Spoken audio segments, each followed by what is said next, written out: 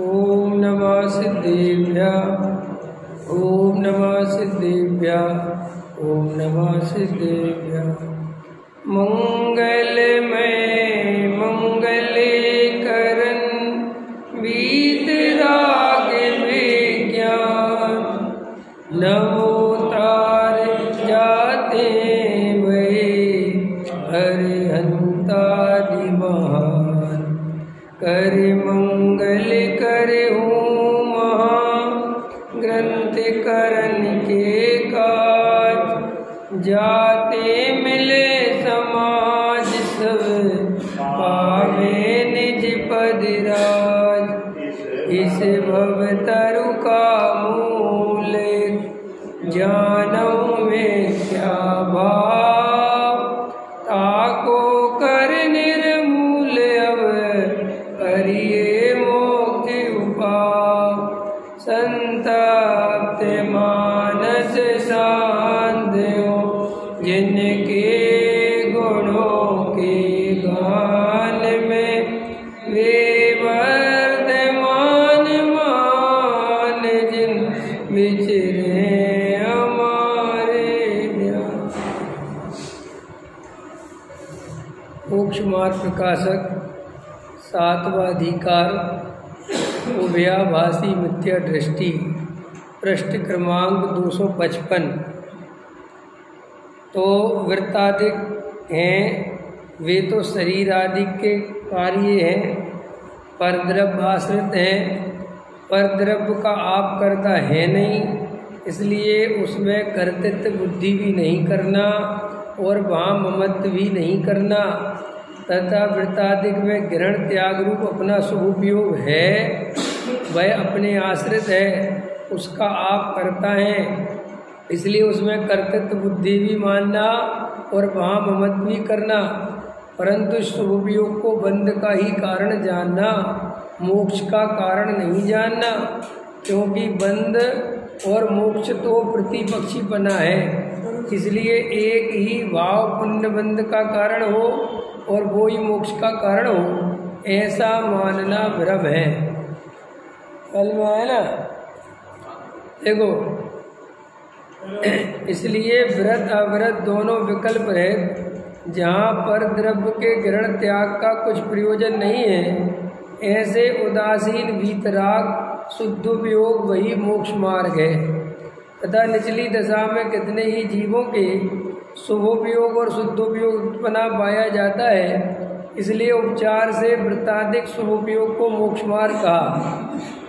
वस्तु का विचार करने पर शुभोपयोग मोक्ष का घातक ही है, क्योंकि बंध का कारण वही तो मोक्ष का घातक है, ऐसा श्रद्धान करना। कल अपन ने ये बात चर्चा करी थी कि अपन जड़ की क्रिया के कर्ता तो बिल्कुल भी नहीं है, जड़ की क्रिया तो रंच मात्र भी नहीं करते अपन। तो सबसे पहले तो अपने को जड़ की क्रिया से भेद ज्ञान भाषित होना चाहिए कि मैं जड़ की क्रिया वास्तव में ही नहीं करता।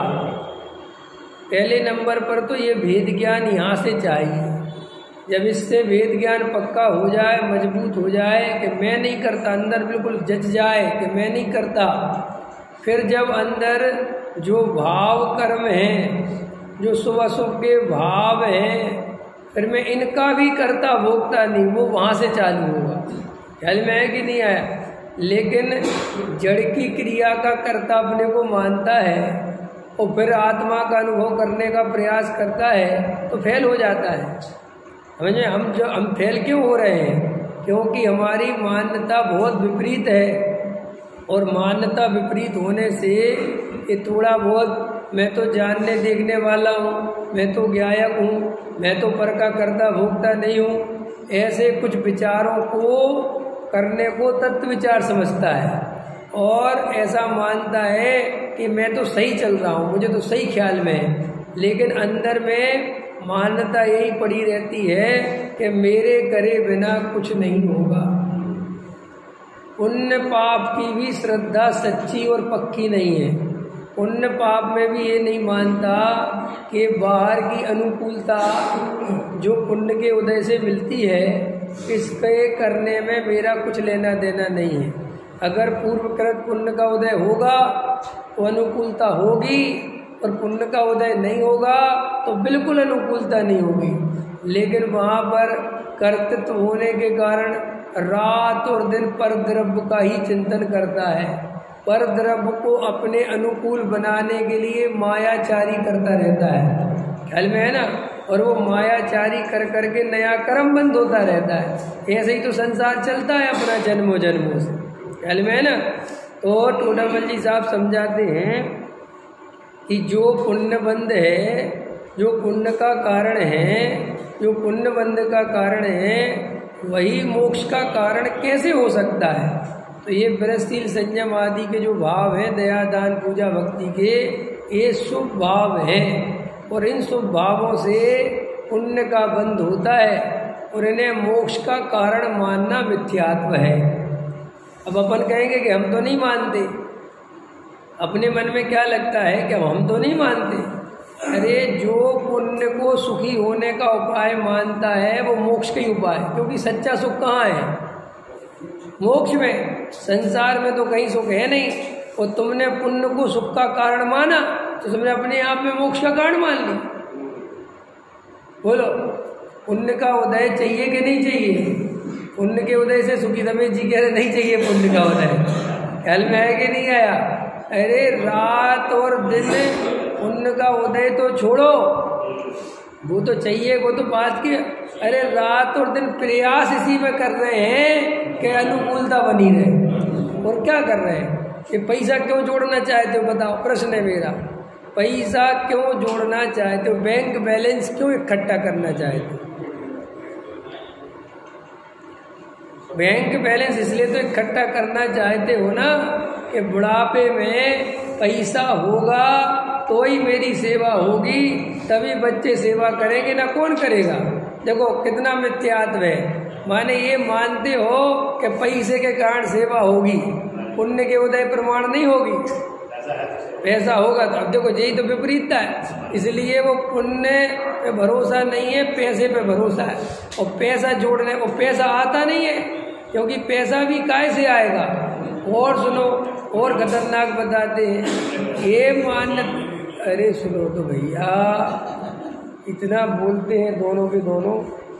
पुण्य के उदय से अगर ये पैसा आ भी जाए तो ये मत समझ लो कि तुम्हारी सेवा होगी।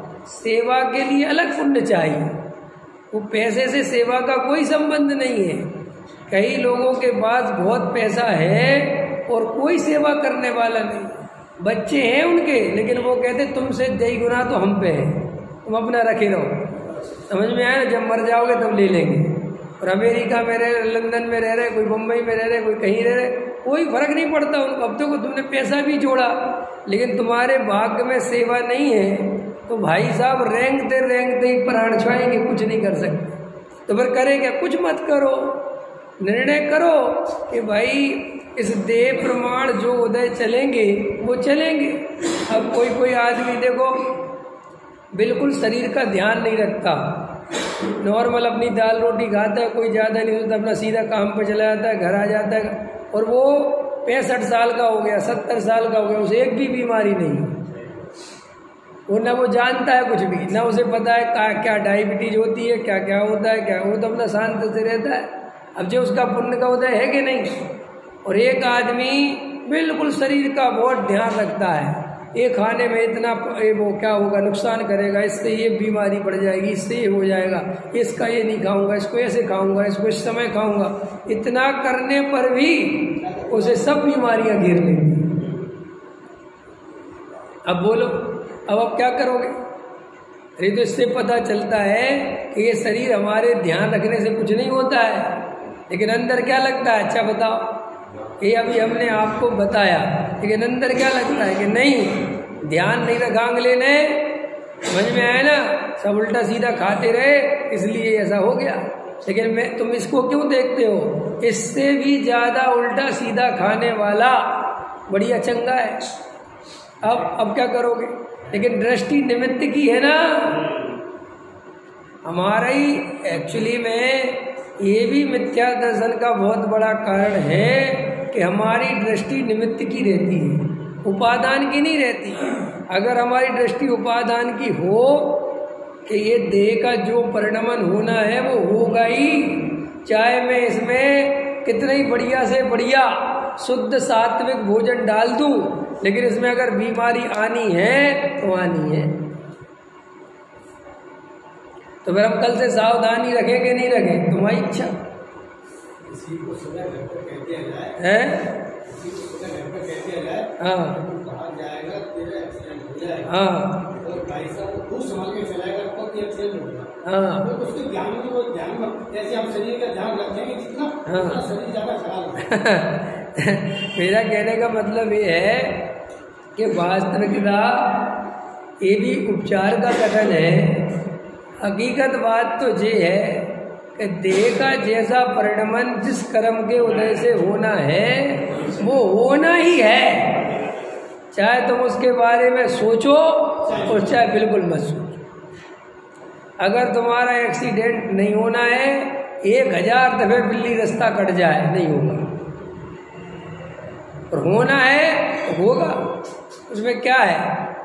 तो साहब इससे फायदा क्या, इससे फायदा निर्भरता आएगी, चिंता टूट जाएगी, विकल्प निर्विकल्प हो जाओगे, किसकी चिंता करें। जब शरीर का एक पुद्गल का परिणमन हमारे हाथ में है ही नहीं, हम क्या करें बताओ। अब कितना ध्यान रखें शरीर का, कुछ नहीं।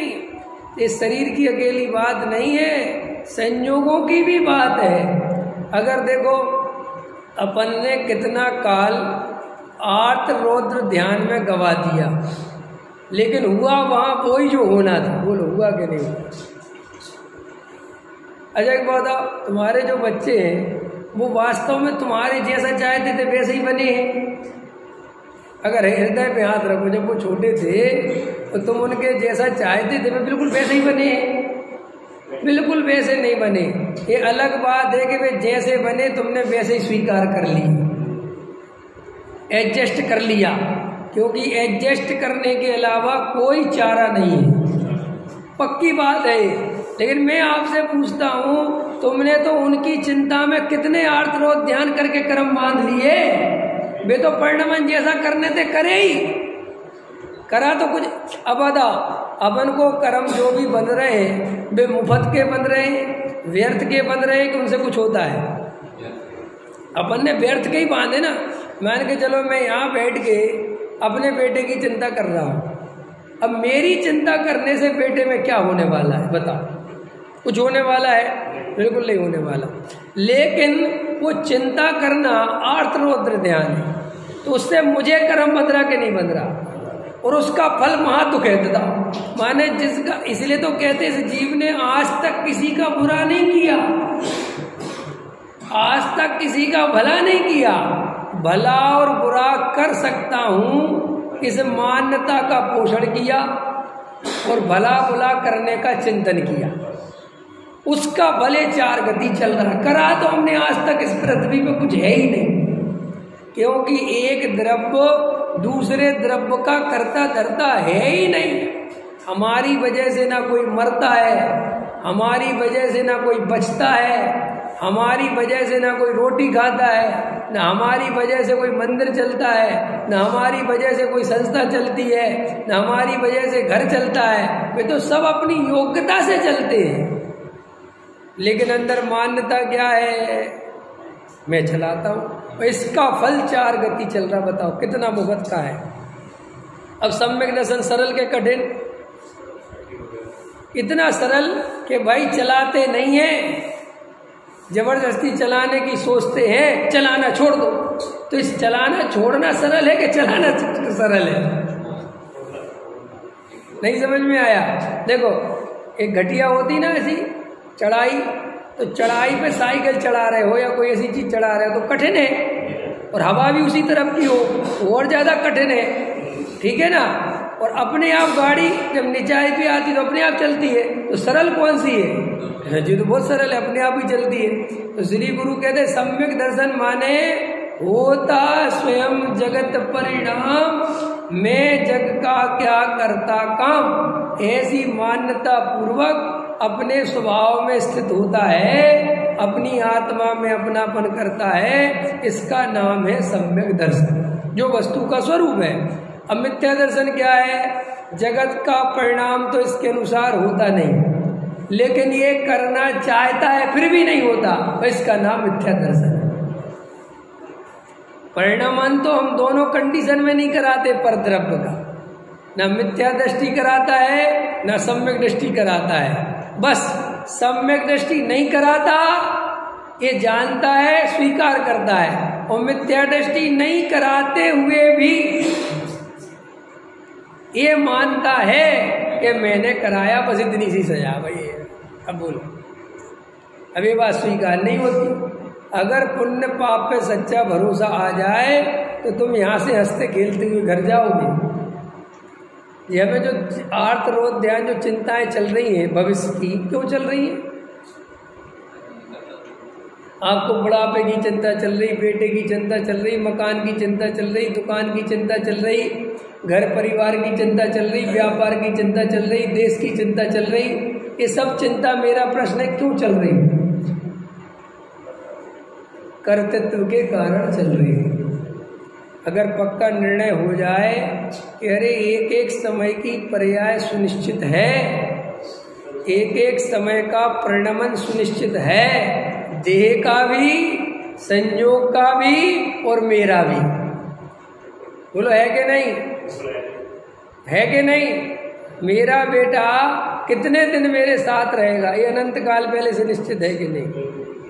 और इस बेटे को इंजीनियर बनेगा, डॉक्टर बनेगा, क्या बनेगा, ये अपने हाथ में? बोलो अपने हाथ में। लेकिन वो निमित्त की दृष्टि से उन्हें होता है। हम पैसा नहीं देते तो कैसे बनते? इंजीनियरिंग में तुम्हारे 5 लाख खर्च कर दिए, ये हमने दिए तब तो बन गए। अरे गलत, उसका पुण्य का उदय था, तुम्हारे बाप को देने पड़ते 5 लाख।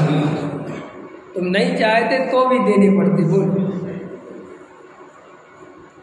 नहीं समझ में आया? हमने लड़की के 1 करोड़ लगा दिए, तुम होते कौन हो लगाने वाले? उसका पुण्य प्रमाण था, लगता। कभी कभी ऐसे होते भाई साहब, कई बाप ऐसे भी होते बद्र सेन जी, वे करोड़पति हैं, लेकिन वे अपनी लड़की के लिए 20 लाख रुपए खर्च नहीं करना चाहे। करोड़पति है, चाहे तो 50 लाख की शादी कर दे, चाहे तो 1 करोड़ की शादी कर दे, करते ही नहीं, कहता पैसा खर्च नहीं करूँगा। तो अब सुनो असलियत क्या है? उस लड़की का पुण्य कमजोर है, जब ही तो ऐसा बाप मिला। और ऐसा बाप के पैसा होते हुए भी नहीं समझ में आया। हमारे एक जानने वाले थे, उनका लड़का बहुत नालायक था, समझ में आया ना? 18-19 साल का हो गया, तो वो कहते कि किस पापी ने मेरे घर में जन्म ले लिया। क्या बोलते थे? किस पापी ने। जब वो तो पूर्व लड़का क्या कहता था? गलत, मैं कोई पापी वापी नहीं, मैं तो बहुत पुण्यात्मा हूँ जो तेरे जैसे बाप के यहाँ जन्म लिया। तू ही है पापी जो मैंने तेरे यहाँ जन्म लिया। ख्याल में आया? और तू मेरा पाप का उदय मत सोच, मेरा तो भयंकर पुण्य का उदय है, तेरा पाप का उदय है जो मैं तेरे घर में जन्म।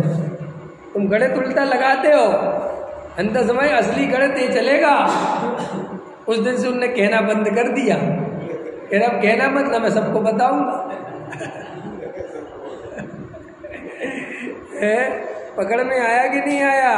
अरे ये सब पुण्य पाप के खेल हैं। पुण्य पाप के खेल भी निमित्त की तरफ से,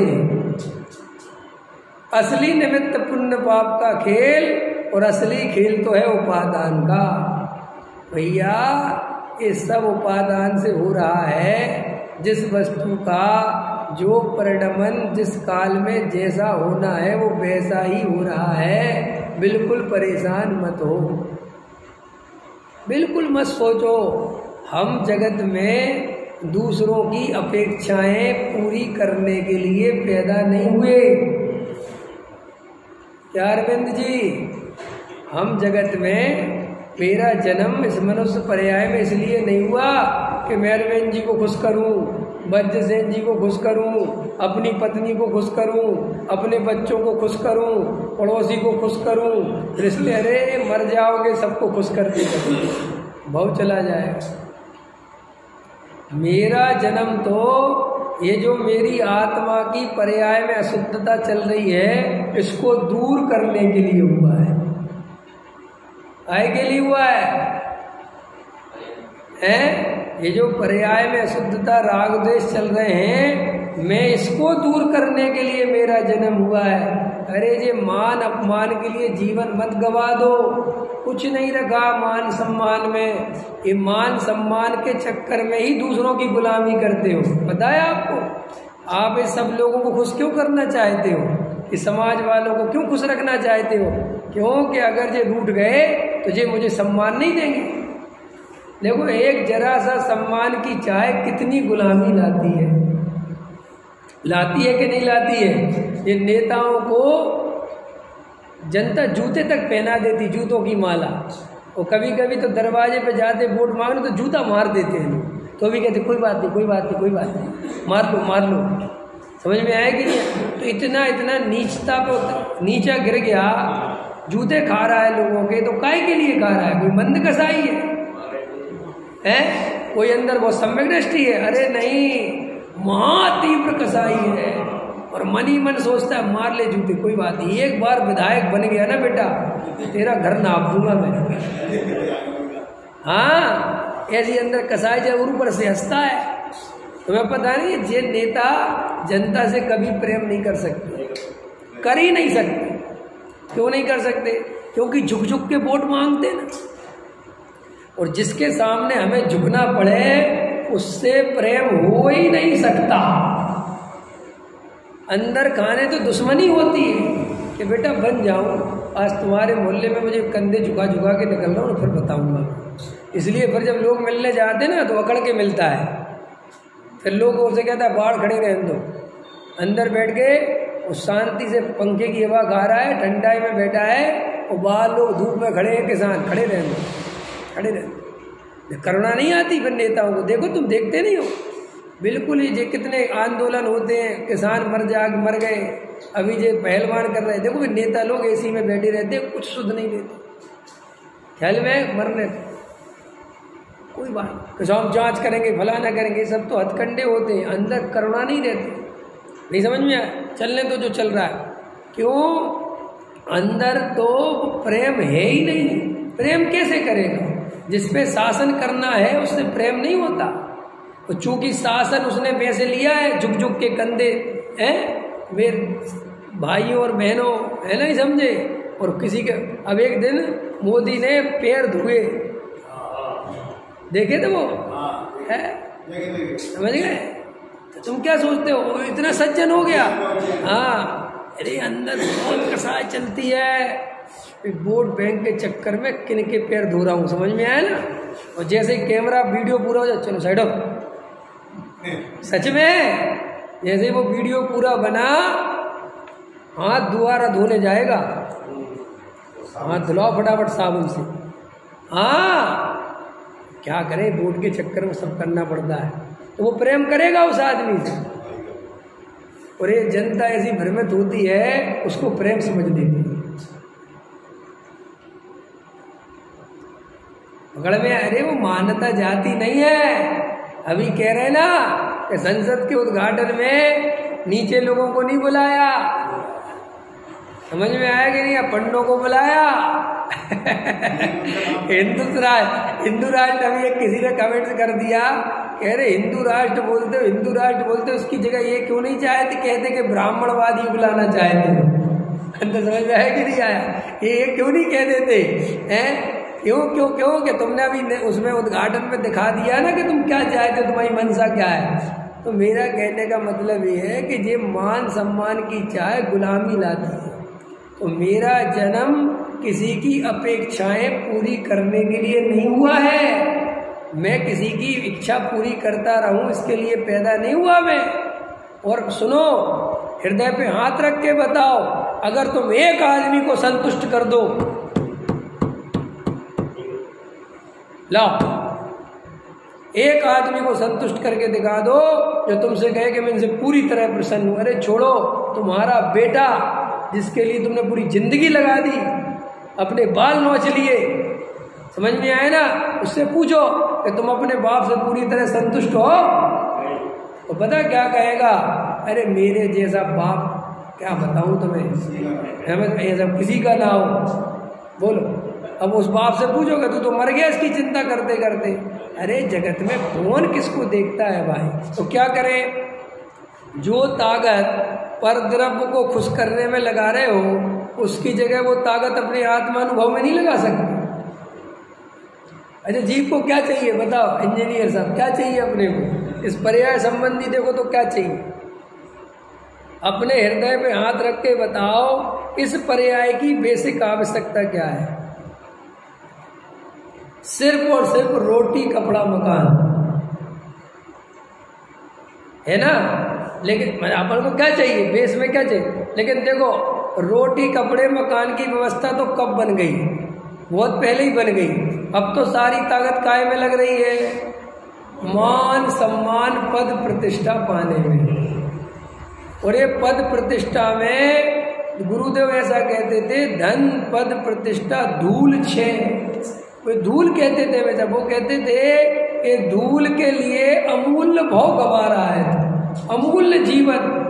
अरे यहाँ कौन किसी को मान सम्मान देता है क्या? आपको पता है, आप जिनको मान सम्मान देते हो वो देते नहीं हो, देना पड़ता है।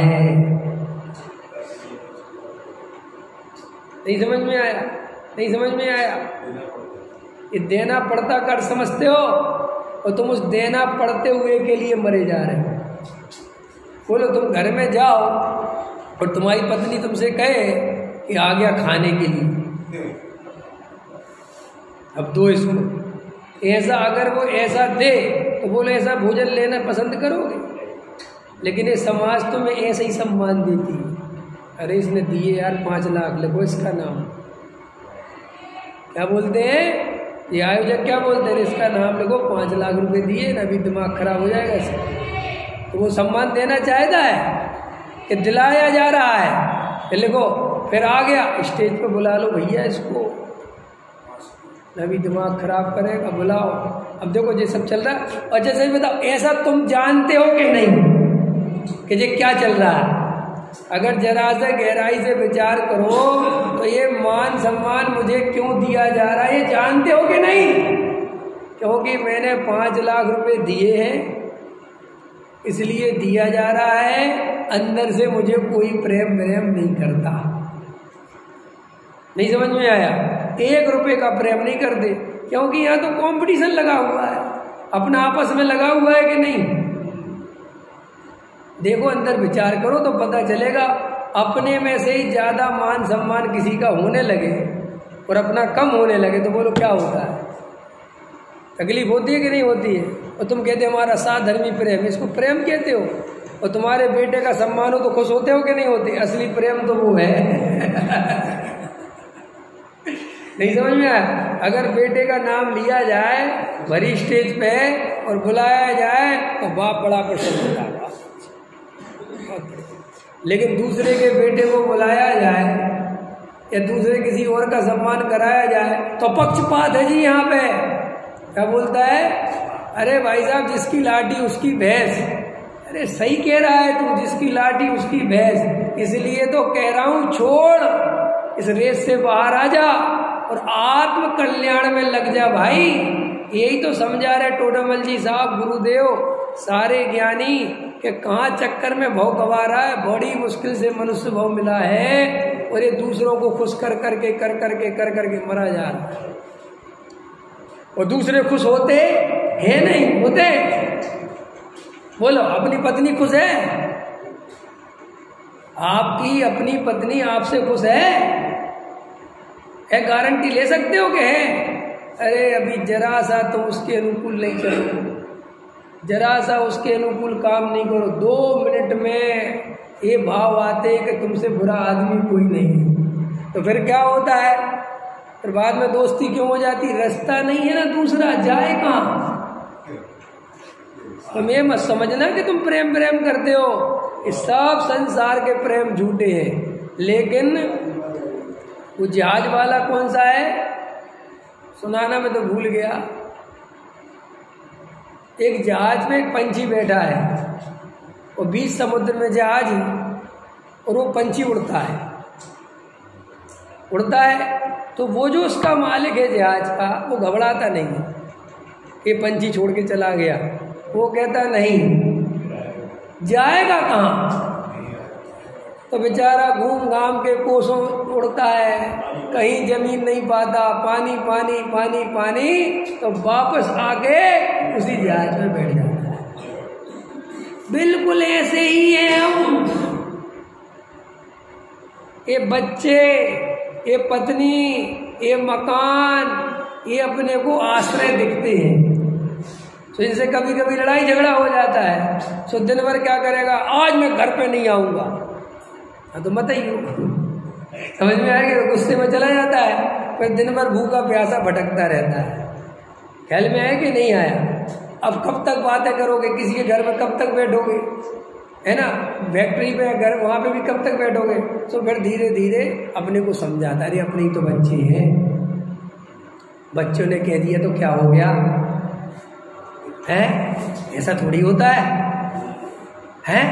अरे अपने ही है सब, ठीक है बेटा बड़ा हो गया, 2 बातें सुना दी तो क्या हो गया? ऐसे अंदर ही अंदर अपने मन को समझाता है। और फिर पत्नी के बारे में सोचता है, अरे वो तो 2 मिनट की गुस्सा करती है, कोई बात नहीं, कोई बात नहीं, मैं भी तो उल्टा सीधा बोलता हूँ, वो घर चला जाता है।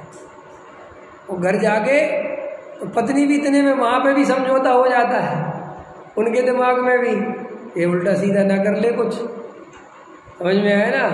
तो वो भी 1-2 बार फोन लगा पूछती कहाँ हो, फोन उठ गया, ठीक है जा रहा हो, बस फोन उठाते रहो। फिर वो लौट के आता है, समझौता हो जाता है। ये सोचता है कि ये सब प्रेम है, अरे ये प्रेम नहीं है, ये सब मुफ्त, क्या कहते हैं, चुप मारा हुआ है ना, क्या करता, दर दर भटकता भटकता वापस वहीं आता है। ऐसे हम ये मोह को पूछते रहते हैं और सोचते रहते हैं कि मैं बच्चों के बिना, रे हम किसी से प्रेम नहीं करते भाई, हमारे पास कोई रास्ता दूसरा नहीं है ना, हम कब के क्या कर देते कुछ पता नहीं। विदेशों में स्टडी हुई अभी वज्रसेन जी, अमेरिका में 50 वर्षों में किसी ने स्टडी करी कि तलाक के कारण क्या है, इतने तलाक क्यों होते हैं अमेरिका। तो उसने स्टडी में बताया कि अमेरिका में तलाक का जो कारण है उसमें एक प्रमुख कारणों में से एक कारण ये है कि वहाँ पर रसोई नहीं है। क्या नहीं है? रसोई नहीं है, ना वहाँ पत्नी खाना बनाती है ना वहाँ पति खाना बनाता है। अब देखना व्यवस्था क्या है, जिसके कारण हम जुड़े रहते हैं, उसने उस पर स्टडी करी तो बोले क्या है कि भोजन पत्नी के हाथ का वो खाते ही नहीं कभी, वो तो होटल पे दोनों खाते हैं या होटल से पार्सल मंगा के खाते हैं। सो जिस दिन उनको तलाक होता है तो उनको कभी भोजन की कोई बात ही नहीं थी, तो एक वो जरूरत ही नहीं लगती कि अगर पत्नी नहीं होगी तो मेरे भोजन का क्या होगा, वो कभी दिमाग में ही नहीं था। दूसरी बात, बच्चे 12-14 साल के होते नहीं कि वे अलग हो जाते हैं, गवर्नमेंट उनकी पूरी व्यवस्था देखती है, तो उनके वो भी विकल्प नहीं रहते। ख्याल में आया कि नहीं आया? और दूसरी बात, तलाक लेना बहुत आसान। तीसरी बात, दूसरी शादी करना बहुत आसान। कोई सामाजिक व्यवस्था ऐसी नहीं है कि तुम्हारी बदनामी होगी कि 60 साल का आदमी शादी कर रहा है। तो ये सब वहां पर खुल्लम खुल्ला होने से आराम से तलाक होते रहते हैं। अब हिंदुस्तान में क्यों नहीं होते? क्योंकि हिंदुस्तान की जो प्रणाली है, यहाँ पर शादी करना भी बहुत कठिन है और शादी छोड़ना भी बहुत कठिन है। नहीं समझ में? अपन की पत्नी मायके चली जाती है, ख्याल में है ना, तो वो विषय वासना की बात की है, वो भोजन, क्या भोजन, रोटी कहाँ खाए, किस किस के खाए, बाजार का खाते नहीं। अंदर समझ में आए ना? तो इसके कारण ये सब घर गृहस्थी चलती है और इसे ये मानता है कि प्रेम है। अरे प्रेम नहीं है, ये सब अपने अपने स्वार्थ के चक्कर में जीव रहता है। और सुनो, इसको स्वार्थ माने तो गजब की बात, क्या माने? स्वार्थ माने तो मुँह से बच जाए। गोपाल दास जी बरैया का या किसका भी ध्यान नहीं आ रहा, उसमें बहुत चाहे सुकरात का वो ऐसा किसका है, अपने किसी का है, उसमें बहुत अच्छा लगा कि अगर पत्नी अच्छी अपनी तत्वभ्यासी माने दोनों धर्म की रुचि वाले मिल जाए तो घर तो स्वर्ग है। कि क्योंकि दोनों तत्व चर्चा करो। हाँ, श्रीमद जी का है कि पत्नी को तो वो उससे द्वेष मत कर और उससे राग भी मत कर, उसे तो ये जान कि ये मोक्ष मार्ग में सहायक ही है। कि क्योंकि समाज के भरोसे रोटी खाता तो 10 लोगों की नौकरी करनी पड़ती, 10 लोगों की चमचागिरी करनी पड़ती, दर दर भटकता। इतनी बढ़िया पत्नी ये अपना भोजन बना के देती है, मैं इसको कुछ कमा के लाता हूँ, व्यवस्था चलती रहती है, तो अपना मोक्ष मार्ग साथ उसे अपना सदवा दे और दोनों एकत्र मत करो। श्रीमद जी ने सब लिखा है। लेकिन क्या करता है, या तो द्वेष करता है या भयंकर राग करता है, समता भाव नहीं जानता। हमें मोह नहीं करना चाहिए, किसी से नहीं करना चाहिए। अरे हम इस पर्याय में रह रहे हैं, ये सब संयोग हैं और यहाँ से 1 मिनट में आयु कर्म पूरा होगा, हम छोड़ के चले जाएंगे। कोई भी परमानेंट साथी है ही नहीं, कोई जरूरत नहीं है और परमानेंट साथी खोजने की। कि क्यों नहीं है? क्योंकि प्रकृति में व्यवस्था नहीं है परमानेंट साथी की। ठीक है ना, पकड़ में आ गई ना इतनी बात। तो देखो अपन को ये निर्णय करना है कि भाई ये जो पुण्य बंध है ये भी संसार का कारण है। ये दया दान पूजा भक्ति करके संतुष्ट नहीं होना, आत्मा की दृष्टि करना, भेद विज्ञान करना, आत्मानुभव में पुरुषार्थ करना।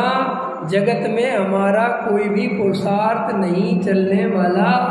और हम जो भी चिंता कर रहे हैं रात और दिन, चाहे व्यापार की कर रहे हो, चाहे पत्नी की, चाहे बच्चों की, चाहे मकान की, चाहे दुकान की, चाहे समाज की, हमारी चिंता करने से एक भी परिणाम होने वाला नहीं है। आज से सब चिंता छोड़ो और शांति से बैठ के आत्मा का अनुभव करो।